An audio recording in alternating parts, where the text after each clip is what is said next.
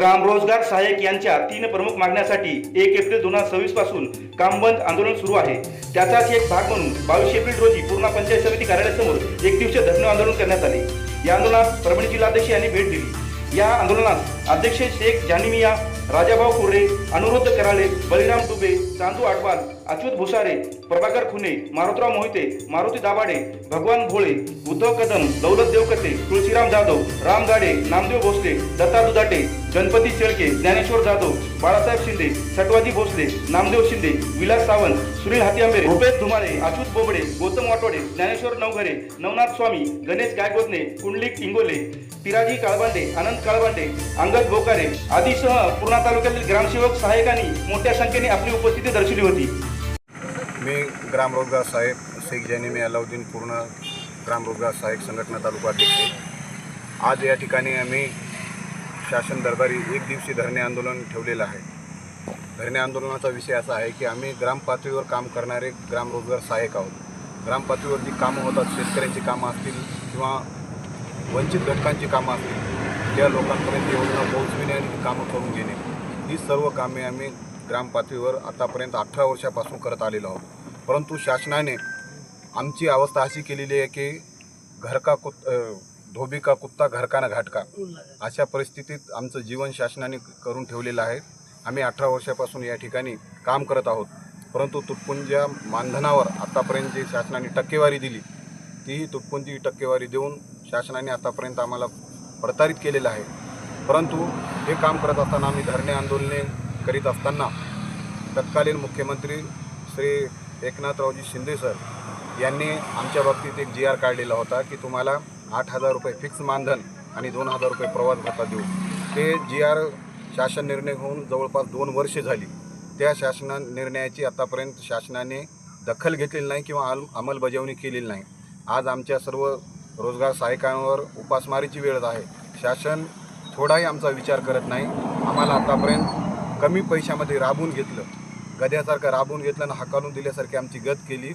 म्हणून शासनाबद्दल आमच्या मनात अति तीव्र असा रोष आहे। शासनाने आमच्या ज्या काही मागण्या आहेत, आमचे जे काही प्रश्न आहेत, या सर्व प्रश्नांची उकल करावी, आम्हाला न्याय द्यावा। कारण आम्हालाही संसार आहे, लेकरं बाळ आहेत, आमच्या घरी आईवडील आहेत, म्हातारे आहेत, त्यांचा दवाखान्याचा खर्च आहे, लेकरांच्या शिक्षणाचा खर्च आहे। हे सर्व करण्यासाठी आम्हाला नाकी नऊ येत आहेत। तिकडं शासनाचं काम करायचं, तिकडं रुपये कोणता मोबदला नाही, आणि या गळचेपीमध्ये आमचा सर्व रोजगार सहाय्यक या ठिकाणी अडचणी सापडलेला आहे। म्हणून शासनांना आमच्या ग्राम रोजगार सहाय्यकाकडून अशी आग्रहाची विनंती आहे की आमच्यावर ताबडतोब तोडगा काढून आमच्या निर्णयाची अंमलबजावणी करावी आणि आम्हाला न्याय मिळवून द्यावा, एवढीच मी शासनाकडे विनंती करत आहे। मारुतराव शंकरराव दाभाडे, राहणार पिंपरण, तालुका पूर्णा, जिल्हा परभणी येथील रोजगार सहाय्यक आहे। आणि रोजगार सहाय्यक म्हणून मी या ठिकाणी कार्यरत असताना सर्व कामामध्ये पूर्ण वेळ आमचे सर्व सहकारी मदत करतात, पण त्या मोबदल्यामध्ये आम्हाला कसल्याच प्रकारचा मोबदला मिळत नाही। कारण आम्ही फक्त आशेवर जगतो। कर्मचारी तारखेची वाट पाहतात, पण आम्ही वर्षाची वाट पाहतो। वर्षाला सुद्धा आमचं येळेवर मानधन मिळेल अशी खात्री नाही।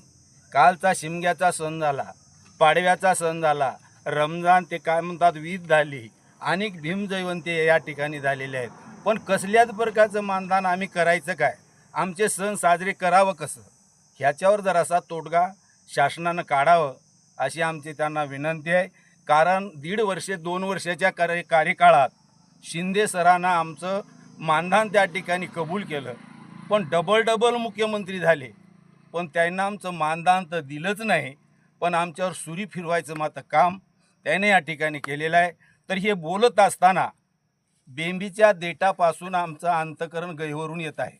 कारण स्वतःसाठी नसून सर्वासाठी, कारण प्रत्येकाचे प्रॉब्लेम आहेत, तर प्रत्येकाच्या प्रॉब्लेम सॉल्व होण्याकरता सरकारनं याच्यावर लक्ष घालावं आणि त्वरित ताबडतोब आमचा निर्णय लागू करावा आणि आम्हाला कामामध्ये पूर्ण वेळ समाविष्ट करून घ्यावं, एवढी आमची शासनाला नम्र विनंती आहे। कारण माझं पूर्ण वय आता झालेलं आहे।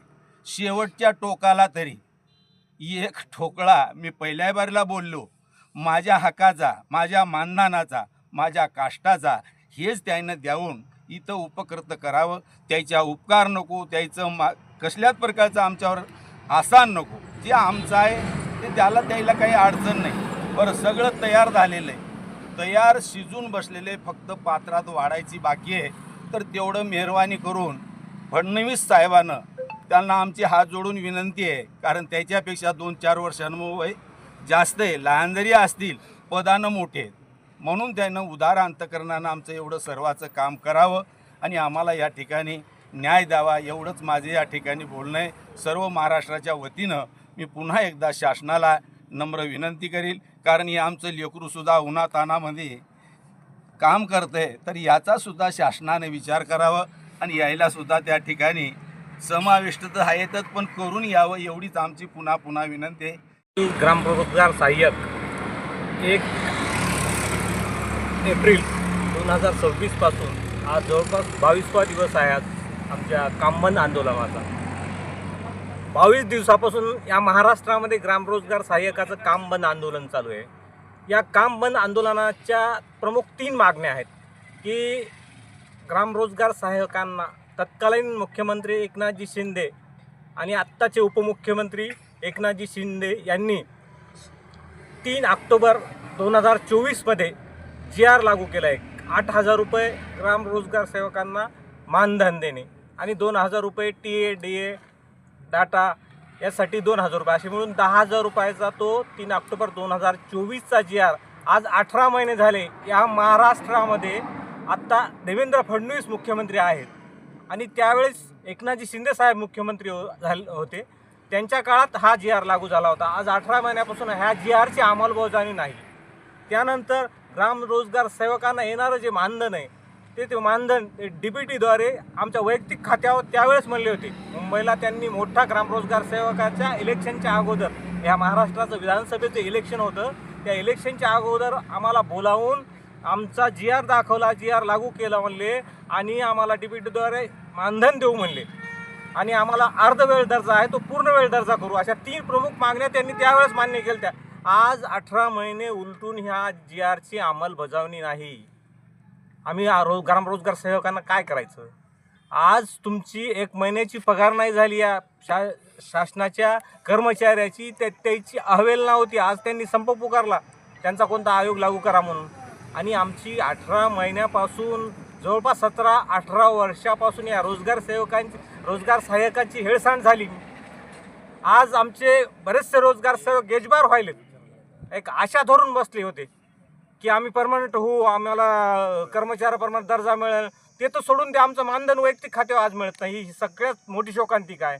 म्हणून आम्ही 1 एप्रिल 2024 पासून ह्या महाराष्ट्रामध्ये सर्व रोजगार सहाय्यक कामबंद आंदोलन पुकारलेलं आहे.